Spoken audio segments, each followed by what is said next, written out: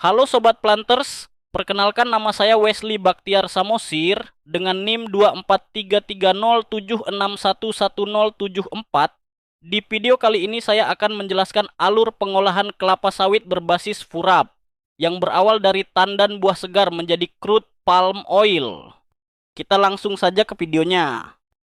Pemanenan kelapa sawit adalah proses pengambilan tandan buah segar TBS yang telah matang dari pohon kelapa sawit untuk kemudian dikumpulkan dan diolah menjadi berbagai produk turunan. Kegiatan ini dilakukan dengan ketelitian dan keterampilan agar buah yang dipanen memiliki kualitas terbaik. Proses pemanenan juga menjadi salah satu tahap penting dalam industri kelapa sawit karena sangat berpengaruh terhadap hasil produksi dan kualitas minyak yang dihasilkan. Setelah TBS diletakkan di TPA, kemudian dilakukan pengangkutan. Pengangkutan kelapa sawit adalah proses memindahkan tandan buah segar TBS hasil panen dari area perkebunan menuju tempat pengumpulan atau pabrik pengolahan. Proses ini dilakukan menggunakan alat bantu maupun kendaraan angkut agar buah sawit dapat sampai dengan cepat dan tetap terjaga kualitasnya.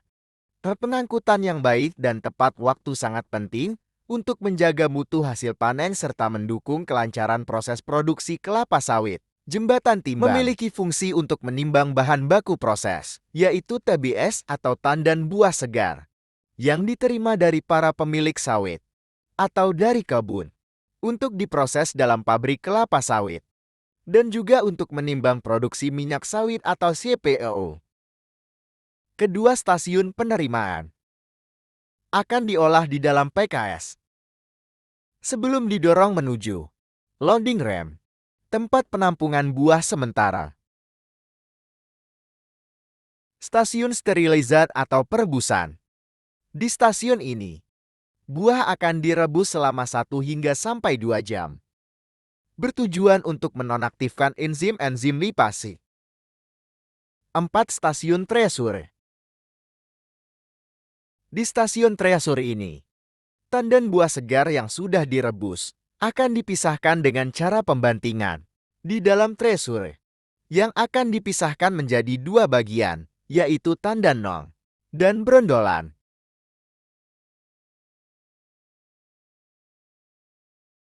5. Stasiun bandpress.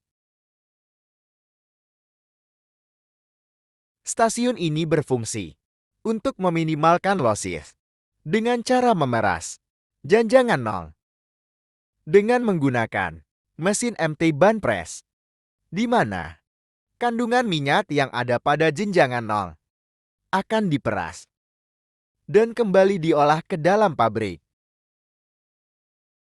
Stasiun press dan digester. Di stasiun ini, terdapat 2 alat, yaitu tabung digester dan mesin press. Digester ini berfungsi untuk pemotongan berondolan, sehingga daging buah akan mudah terlepas dari nut atau biji. Yang kedua, mesin screw press yang berfungsi untuk mengeluarkan dan memisahkan minyak dari daging yang sudah dilumatkan di dalam digester. Sistem dan cara kerja dari screw press ini, yaitu 2 skru yang diputar dengan menggunakan elektromotor 10-12 RPM yang berlawanan dan ditahan menggunakan hidrolik pada bagian keluarnya. 7. Stasiun klarifikasi. Stasiun ini memiliki fungsi untuk memisahkan minyak, selat dan air, bertujuan untuk menghasilkan minyak po yang sesuai dengan standar. 8. Stasiun nut dan kernel.